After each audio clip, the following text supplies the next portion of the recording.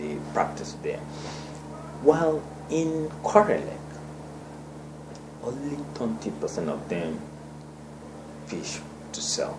Well, there was no anybody in Kware Lake that fish just for the feeding of the family, unlike what we had in River Rima. Then majority of them, which are the 80%, actually are artisanal fishermen. They sell at the same time feed their family.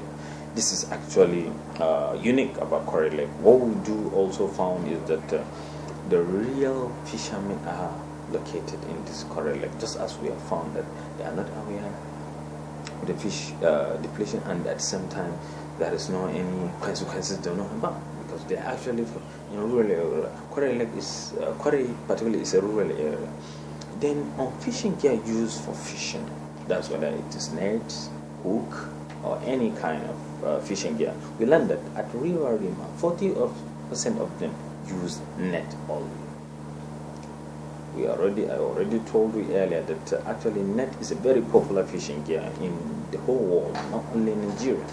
Then in Kware Lake, only 10% of them use net. Then at the same time, at River Rima, 60% of them use other gears. We try to combine any kind of other fishing gears they use, whether it is hook, whether it is a calabash, whether it is a set trap that has a lot of hooks. So this is the dominant actually in both the two water bodies, because in River Rima, 60% of them, this is what they do. They use any kind of fishing gear that is available to them. While in Kware Lake, the dominant, the percentage is even higher, because 90% of them, they use any fishing gear, any other fishing gear, apart from net. Then on regularity of fishing, that is how regular fishermen practice or conduct fishing activities. We learned that 80% of them in River Rima fish every day, while only 20% of them do practice fishing just after two days interval. While in the other hand, that's Kware Lake, 90% of them. I wanted to reflect back to my comment earlier that Kware Lake are actually really fishermen. 90% of them practice fish every day. This is to tell you how serious they are about this fishing activity, and this is also to tell you this is the major income, this is their major source of income. That's why they don't miss a day. Every day, every blessed day, they must carry out a fishing activity. So 90% of them, this is what they do every day. They must go to fishing. Well, 10% of them have just 2-day intervals. So this is just a very low percentage on such kind of group of fishermen. Then the last but not the least are the preferred size of fish to catch while fishing. Now on this category, we learned that at River Rima, 60% of them prefer adults. That's they prefer to catch adults whenever they go to fishing, while only 40% of them also say they prefer, they don't have any choice, any they have, whether it's adult, fingerlings, fries, anyone they catch, they will just take it and go and sell. While in Kware Lake, we learned that 50% of them for adults, while 50% of them, they don't have choice. Anyone they have, anyone they catch, they're okay with that.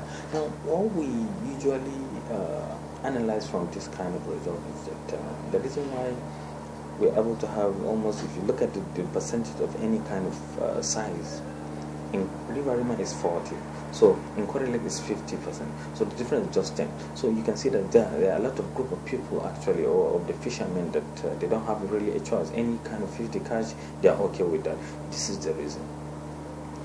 They are actually being patronized by this kind of business, because what they do is usually, if it's adult they catch, they sell it fresh. While if it is fried, fingerlings, juvenile, what they usually do, they fry them there at the field, And immediately after frying them, you find that all those people that are passing through the water body, they usually buy. So they actually patronize them. They encourage them in buying this kind of fried fish. So that's why many of them, they don't have any choice whether they catch an adult fish or a fry or a juvenile, because whatever kind they catch, if it is an adult, people buy it fresh to take it home for cooking, while if it is fingerling or juvenile, they fry it and they are at the spot. People, small children, come there and buy the fried fish and even consume it there instantly.